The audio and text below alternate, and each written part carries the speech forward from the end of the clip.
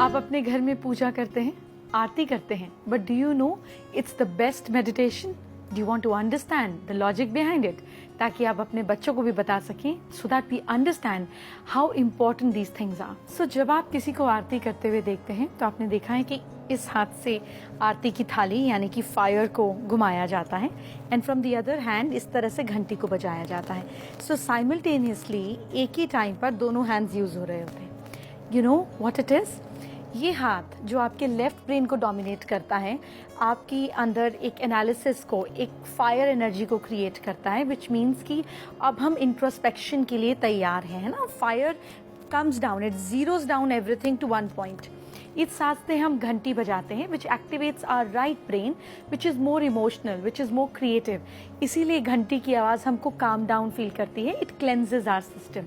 तो दोनों ब्रेन्स को एक साथ काम मिलता है दोनों हाथों के थ्रू, और जब ये एक्टिविटी एक साथ होती है तो मिड ब्रेन एक्टिव हो जाता है। So what is this mid brain all about? Mid brain का फंक्शन होता है हमें लाइफ में मोटिवेट करना, हमें खुश रखना। हमारे ब्रेन में जो डोपामिन रिलीज होता है वो मिड ब्रेन के जरिए होता है।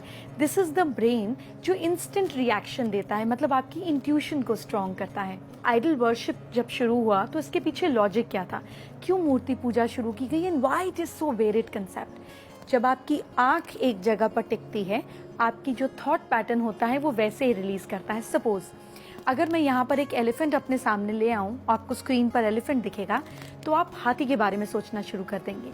5 मिनट बाद कैमल आ जाएगा तो कैमल के बारे में सोचेंगे, हॉर्स आ जाएगा तो हॉर्स के बारे में सोचेंगे, किटन आ जाएगा तो किटन के बारे में सोचेंगे। जो चीज़ आपकी आंखों के सामने कुछ देर के लिए रहती है, हमारे थॉट्स वैसे ही चलने शुरू हो जाते हैं। तो जब आप अपने ब्रेन को एक्टिवेट कर रहे होते हैं ये पूजा के रिचुअल्स करके, उस समय पर अगर आपकी आंख किसी आइडल के एक फॉर्मेशन पे टिक जाए, जैसे फॉर एग्जांपल माँ लक्ष्मी की आप आरती कर रहे हैं, उनके ऊपर आंख है, सो यू अंडरस्टैंड कि ऐसी होनी चाहिए Lakshmi which is not indulgent, मतलब वैसे तो पैसा है लेकिन कमल के फूल के ऊपर है, कीचड़ में है लेकिन कीचड़ आया नहीं। So you imbibe those qualities, तो आपका थॉट पैटर्न वैसा हो जाता है। It is the finest form of meditation that you और your children should do. But हम किसी भी चीज़ को जब समझ कर पाते हैं ना, तो उसका आउटपुट आ पाता है। जब हम बेहोशी में कोई चीज़ करते हैं, अनकॉन्शियसली करते हैं, it doesn't gives us result. So next time when you are doing puja in your temple और यू डूइंग प्रेयर्स, और फॉरगेट अबाउट प्रेयर्स, अगर आपको लगता है कि आप प्रेयर्स नहीं कर सकते हैं, you don't believe in Hinduism, you don't want to get into all that, fine, आप अपने मिड ब्रेन को तो एक्टिव कर सकते हैं ना। ट्राई यूजिंग एक्ट्स जिसमें आप अपने दोनों हाथ को यूज कर रहे हैं, doing different activities.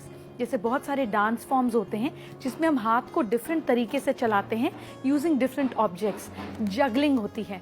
These are the ways how you can activate your mid brain. Focus on one point so that what you focus on, you become in life.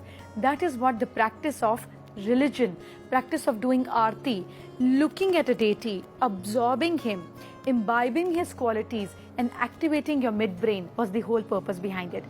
I hope you get benefit out of it and transfer this knowledge to your children, your friends and people who you really care for. आपने ये भी notice किया होगा that people apply different types of Tilak's, है ना, different तरीके के तिलक्स लगाते हैं वाइल दे आर डूइंग पूजा। यहाँ पर बहुत सारी नर्व्स की एंडिंग्स मिलते हैं। जब यहाँ पर सेंसेशन होता है through could be sandalwood, turmeric, अलग अलग ऑब्जेक्ट्स अलग अलग तरीके से स्टिमुलेट करते हैं। चंदन ठंडा करता है, तभी पिंपल्स और एक्ने को भी दूर करता है। हल्दी जो है गर्म तसीर है, सैफरन गर्म तसीर है, वो एक्टिवेट करता है, एनर्जी जगाता है। So when you activate from sandalwood hair तो दिमाग ठंडा रहता है। हल्दी और केसर से यहाँ पे अच्छी फायर एनर्जी क्रिएट होती है। यहाँ पर जब सेंसेशन होता है and you focus at a point, आपका ध्यान अच्छे से लग पाता है, your results become better. That is why पहले के टाइम पे फीमेल्स कुमकुम का टीका लगाती थी, मेल्स भी तिलक लगाते थे, so that they remain concentrated, they remain focused all during the day.